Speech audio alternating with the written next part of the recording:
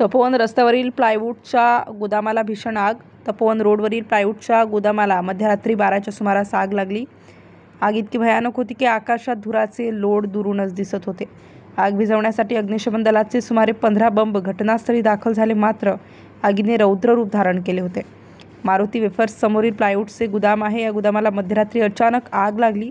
आगीने काही क्षणात रौद्र रूप धारण केले होते. भद्रकाली आडगाव पंचवटीच्या पोलिसांनी घटनास्थळी धाव घेतली.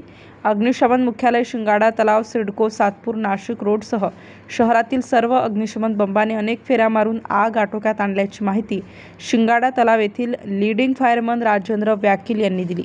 स्टार न्यूजसाठी मोहसिन पठाण, नाशिक. काल रात्री 11:58 अशोक मनचुंदी या नावाच्या व्यक्तीने फोन केला की आमच्या इथे कर्मा गॅलेक्सी जवळ लोकेश लॅमिनेटेड नावाचे एक फर्निचरशी संबंधित दुकान आहे, जे गोडाऊन होतं खूप मोठं, आणि जवळजवळ त्या गोडाऊनमध्ये खूप मोठ्या प्रमाणात सनमायका, त्याच्यानंतर त्याला लागणारे ते लिक्विड वगैरे वगैरे जे फर्निचरसाठी लागतात ते सगळ्या वस्तू आणि प्लाऊड वगैरेचा खूप मोठ्या प्रमाणामध्ये साठा होता. त्याला आग लागली होती. आम्हाला रात्री 11:58 फोन आला. त्यानुसार शिंगाडा तलावचा बंब तिथे पोहोचला आणि आगीचं स्वरूप बघितल्यानंतर सर्व केंद्रांना अलर्ट केलं आणि सगळ्या केंद्राच्या गाड्या बोलवून घेतल्या. जवळजवळ नाशिक महानगरपालिकेच्या 12 ते 15 गाड्या, त्याच्यानंतर सातपूर MIDCची गाडी, पिंपळगावची गाडी, अशा सगळ्या गाड्यांनी मिळून जवळजवळ प्रत्येक गाडीने 4 ते 5 खेपा मारून ती आग आटोक्यात आणण्याचा प्रयत्न केला.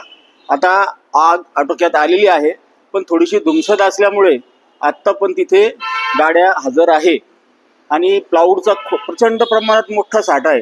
त्यामुळे ती आग धुमसत असली तरी तिला विझायला थोडा वेळ लागेल आणि आता पूर्ण प्रमाणात जवळजवळ 80-90% ती विझलेली आहे. थोडं 10% धुमसते तेवढीच फक्त बाकी आहे आणि काही वेळातच ती आग पूर्णपणे विझून जाईल. आपलं नाव? माझं नाव राजेंद्र व्याकील, लीडिंग फायरमन, शिंगाडा तलाव, नाशिक. त्याप्रमाणे आमच्या काल सर्व कर्मचारी हजर होते. डेचे कर्मचारी आम्ही बोलवले होते. आमचे बैरागी साहेब स्वतः हजर होते. त्यांच्या मार्गदर्शनाखाली पूर्ण हे काम झालेलं आहे. मालेगावचाही बंब बोलवला होता. आगच मोठ्या प्रमाणात होती.